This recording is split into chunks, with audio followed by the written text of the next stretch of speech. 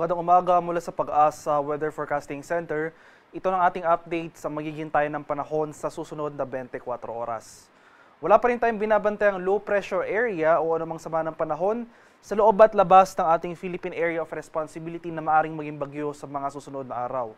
Patuloy ang epekto ng Intertropical Convergence Zone o ITCZ na siyang magdudulot ng mga pag-ulan sa malaking bahagi ng Mindanao. Samantala, itong northeast monsoon o yung hanging amihan ay magdudulot rin ng mga pag-ulan at kaulapan sa ilang areas ng extreme northern Luzon. Dito sa Metro Manila at sa nalalabing bahagi ng ating bansa, makakaranas muli tayo ngayong araw ng fair weather conditions, bahagyang maulap hanggang sa maulap na papawirin.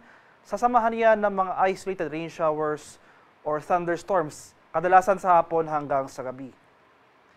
At para naman sa magiging lagay ng ating panahon ngayong araw dito sa Luzon, dahil lang sa epekto ng hanging amihan o yung northeast monsoon, asahan natin na mataas sa tsansa na makaulapan at pag-ulan sa mga lalawigan ng Batanes, dito sa Cagayan at sa area ng Apayao. For Metro Manila and the rest of Luzon, magpapatuloy itong maaliwala sa panahon ngayong araw. Magdala pa rin tayo ng pananggalang sa ulan dahil posible pa rin yung mga thunderstorms sa late afternoon to evening. Maximum temperature forecast para sa Lawag ngayong araw, posibleng umabot ng 31 degrees Celsius. 30 degrees naman sa area ng Tuguegarao at 24 degrees Celsius sa Baguio City.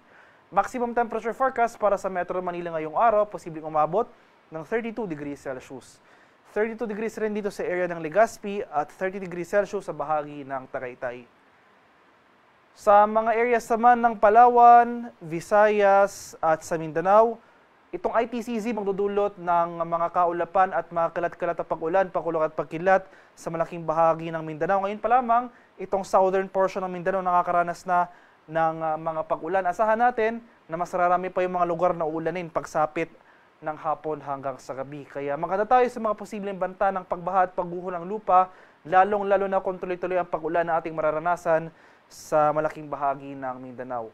For Palawan at sa malaking bahagi naman ng Visayas ay maaliwala sa panahon rin na ating haharapin ngayong araw. Nandiyan pa rin yung mga tsansa ng mga pag-ulan na dulot ng thunderstorms. Maximum temperature forecast para sa Kalayaan Islands at Puerto Princesa ngayong araw, posibleng umabot ng 33 degrees Celsius. 32 degrees naman sa area ng Iloilo at Cebu at 32 degrees Celsius sa bahagi ng Tacloban. Maximum temperature forecast para sa Cagayan de Oro ngayong araw, posibleng umabot ng 31 degrees Celsius. 32 degrees naman sa area ng Davao at 32 degrees Celsius sa bahagi ng Zamboanga. Sa kalagayan naman ating karagatan sa kasalukuyan, wala nang nakataas na gale warning sa anumang baybay na ating kapuluan. Ngunit iba yung pag-iingat pa rin sa ating mga kababayan na maglalayag, especially dito sa mga dagat baybayin ng Hilagang Luzon, dahil posible pa rin tayo makaranas dyan, nakatamtaman hanggang sa maalong karagatan. At para naman sa ating 3-day weather outlook sa mga susunod na araw, patuloy na magdudulot ang amihan ng maulap na kalangitan at mga pag-ulan sa mga lalawigan ng Batanes, Apayao at Cagayan. So itong areas sa extreme northern Luzon, for the next 3 days, asahan pa rin natin ang mga kaulapan at pag-ulan na dala ng amihan.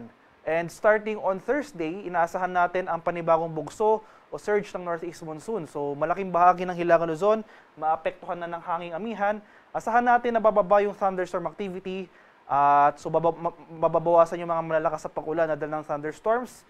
At kung magkakaroon tayo ng pag-ulan dito sa area ng Northern Luzon, ito yung mga light rains o yung mga pag-ambon na lamang. At asahan na rin natin yung pagbaba ng temperatura, especially sa madaling araw. Samantala, itong ITCZ or Intertropical Convergence Zone, patuloy na magdudulot ng mga pag-ulan at kaulapan sa malaking bahagi ng Mindanao. Inaasahan natin na aakyat ito in the coming days. Magpapaulan na rin sa ilang areas ng Eastern Visayas. Kaya itong mga lugar na ito, Mindanao at Eastern Visayas, sa mga susunod na araw, maghanda tayo sa mga posibleng banta ng flash floods at landslides. At lagi umantabay sa mga weather updates sa pinapalabas ng Pag-asa. Sa mga lugar na hindi ko nabanggit, for Metro Manila and the rest of the country, sa mga susunod na araw, asahan naman natin magpapatuloy itong fair weather conditions. Magdala pa rin po tayo ng pananggalang sa ulan dahil hindi natin tinatanggal yung posibilidad ng mga thunderstorms sa hapon hanggang sa gabi. At yung haring araw dito sa Kamanilaan ay sisikat mamayang 6:02 ng umaga at lulubog naman mamaya sa ganap na 5:24 ng hapon. At para sa karagdagang impormasyon tungkol sa ulat panahon, lalong-lalo na sa ating mga rainfall or thunderstorm advisory sa posibleng i-issue ng ating Pag-asa Regional Centers sa ating mga lokalidad, ay follow kami sa aming social media accounts at DUST_Pag-asa.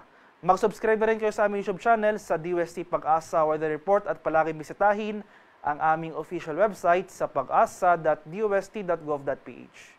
At yan naman po ang latest mula dito sa Pag-asa Weather Forecasting Center. Magandang umaga sa ating lahat. Ako po si Dan Villamilo Gulat.